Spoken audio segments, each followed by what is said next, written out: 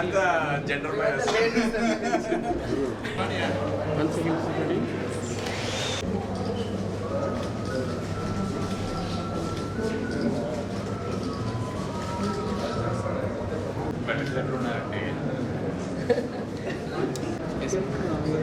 ఈ పక్కనండి సార్ లాగైతే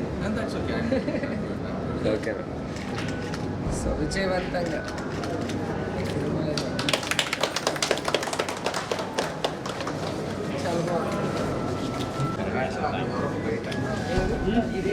బయట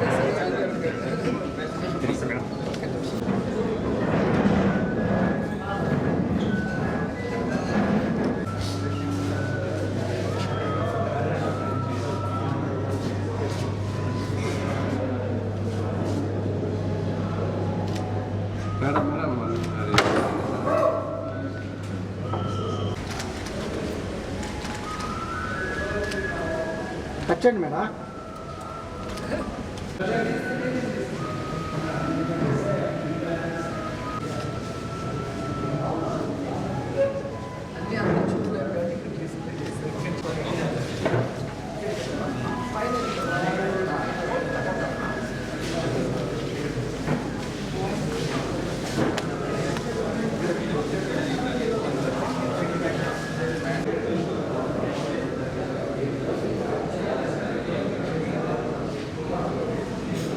కింద దిగుండే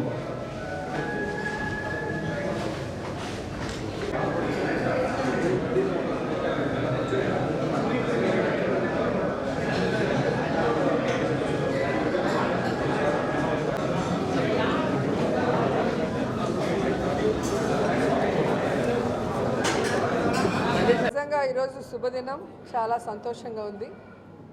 తిరుమలలో టూరిజంకి సంబంధించి అన్నమయ్య, బాలాజీ అలాగే నారాయణగిరి రెస్టారెంట్స్ని ఈరోజు ఓపెన్ చేయటం మేమంతా కూడా చాలా గర్వంగా ఫీల్ అవుతున్నాం. ఎందుకంటే తిరుమలకు వచ్చే భక్తులకి క్వాలిటీ ఫుడ్డు, క్వాంటిటీ ఫుడ్డు తక్కువ ధరకి అందించాలన్న ఒక మంచి ఉద్దేశంతో మా ఎండి గారు, చైర్మన్ టీం అంతా కూడా చాలా అందంగా దీన్ని తీర్చిదిద్ది చాలా చక్కటి ఫెసిలిటీస్తో ఇక్కడ అందుబాటులోకి తీసుకురావడం మీరు అందరూ గమనించాలి. టీటీడీ బోర్డు ఆమోదంతో వాళ్ళు ఫిక్స్ చేసిన రేట్లతో ఈరోజు ఇక్కడ వచ్చే భక్తులకి దర్శనం చేసుకున్న తర్వాత చక్కటి భోజనంతో తృప్తిగా వారి వారి ఊర్లకు వెళ్ళే విధంగా ఈరోజు ఇక్కడ ఫుడ్ కానీ, అట్మాస్ఫియర్ కానీ, రేట్లు కానీ అన్నీ కూడా చూసి మీరు కూడా తిని మాట్లాడితే హ్యాపీగా ఫీల్ అవుతాం. సో నేనైతే టేస్ట్ చేశాను, చాలా అద్భుతంగా ఉంది ఫుడ్ అండ్ అట్మాస్ఫియర్ మీరే చూసారు కదా. సో ఆల్మోస్ట్ స్టార్ హోటల్ లాగే అన్ని రకాల హంగులతో కూడా ఇక్కడ ఉండటం జరిగింది. అండ్ ఈరోజు 3 రెస్టారెంట్స్ని ఓపెన్ చేస్తున్నాం. సో ఇక ఇబ్బందే లేదు, ఎవరు తిరుమలకు వచ్చినా దర్శనం అయిన వెంటనే లేదా దర్శనానికి ముందు సో అన్నమయ్య, నారాయణగిరి, బాలాజీ రెస్టారెంట్స్ అలాగే మా హరిత రెస్టారెంట్, సో వాటికి వచ్చి క్వాలిటీ ఫుడ్ చక్కగా భోంచేసి ఫ్యామిలీతో ఎంజాయ్ చేయండి. సో ఇంత మంచి హోటల్స్ని మాకు తక్కువ ధరకు లీజ్కి ఇచ్చినందుకు టీటీడీ బోర్డ్కి అలాగే చైర్మన్ గారికి, ఈఓ గారికి హృదయపూర్వకంగా ధన్యవాదాలు తెలియజేసుకుంటున్నాను. అన్ని చోట్ల కూడా తిని చూస్తే మీకే అర్థమవుతుంది. సో ఇప్పటికే మీకు ఒక ఐడియా వచ్చేసి ఉంటుంది. ఎందుకంటే మేము చెప్పడం కాదు, మేము చెప్తే వచ్చేవాళ్ళు తిన్న తర్వాత వాళ్ళు ఎలా ఫీల్ అయ్యి మౌత్ పబ్లిసిటీ చేస్తారో దాన్ని బట్టే ఇన్కమ్ ఉంటుంది. సో ఆల్రెడీ హరితాలో మనం చక్కటి క్వాలిటీతో అందించాం. ఈరోజు స్టార్ హోటల్ రేంజ్లో ఇక్కడ మీరు చూస్తే అన్ని హంగులతో క్వాంటిటీ కూడా ఎక్కువగా ఇస్తూ తక్కువ ధరకి, ఎందుకంటే టీటీడీ బోర్డు నిర్ణయించింది కాబట్టి ఇంత తక్కువ ధరకి ఇంత మంచి ఫుడ్ అందుబాటులో ఎక్కడా కూడా ఉండదు. అది నేను ఛాలెంజ్ చేయగలను. ఓకే, థ్యాంక్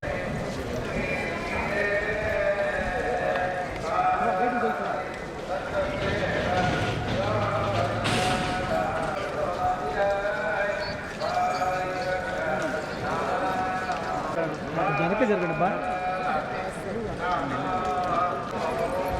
ఏడి మనోడు ఇస్తారా?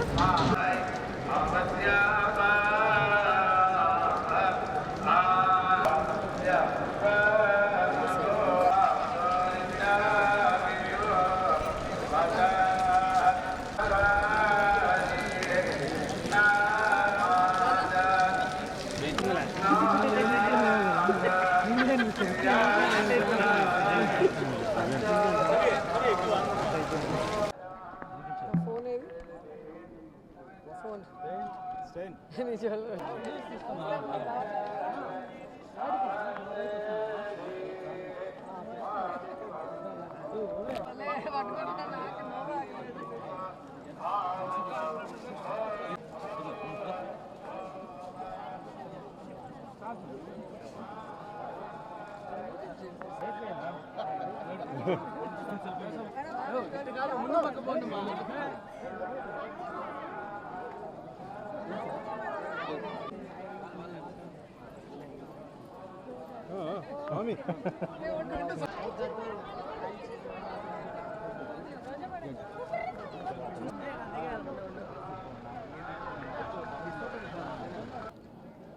ఈరోజు తిరుమల వెంకన్న దర్శనం చేసుకొని స్వామి ఆశీస్సులు పొందటం చాలా సంతోషంగా ఉంది. రాబోయే ఎన్నికల్లో జగనన్న రెండవసారి ముఖ్యమంత్రి అవ్వాలి, ఎమ్మెల్యేలు ఎంపీలు అందరూ కూడా గెలిచి ఈ రాష్ట్రాన్ని మరింత అభివృద్ధి వైపుకు నడిపించాలని మనస్ఫూర్తిగా కోరుకున్నాను. అండ్ నిన్ననే ఒక ఇన్సిడెంట్ జరిగింది రాష్ట్రంలో. నిజంగా ప్రతి మహిళ కూడా బాధపడే విధంగా ఈరోజు గీతాంజలి తన జీవితాన్ని చాలించడం చాలా బాధేస్తుంది. కేవలం ఇన్నోసెంట్గా తనకొచ్చిన ఇంటి పట్టాని సంతోషంగా మీడియాకి చూపించి ఆనందంగా మాట్లాడటమే ఆవిడ చేసిన తప్పని నేను అడుగుతున్నా. ఈరోజు ఐటీడీపీ కానీ జనసేన కానీ ఏ విధంగా ఆ అమ్మాయిని వల్గర్గా మెసేజ్లతో కానీ వీడియోస్తో ఎంత వేధించారో ఈరోజు అవన్నీ చూస్తుంటే మహిళని గౌరవిస్తున్న ఈ పుణ్యదేశంలో ఇలాంటి ఘటన నిజంగా చాలా దురదృష్టకరం.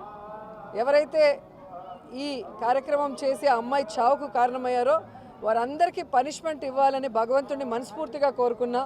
అలాగే గీతాంజలి ఆత్మకి శాంతి కలగాలని మనస్ఫూర్తిగా కోరుకుంటూ నిజంగా ఈరోజు ఇద్దరు ఆడబిడ్డలు తల్లి లేని బిడ్డలుగా మిగిలిపోవటం దురదృష్టకరం. ఇప్పటికైనా బుద్ధి తెచ్చుకొని ఈ ఐటీడీపీ కానీ జనసేన కానీ వారి హద్దుల్లో వారు ఉంటే బాగుంటుంది.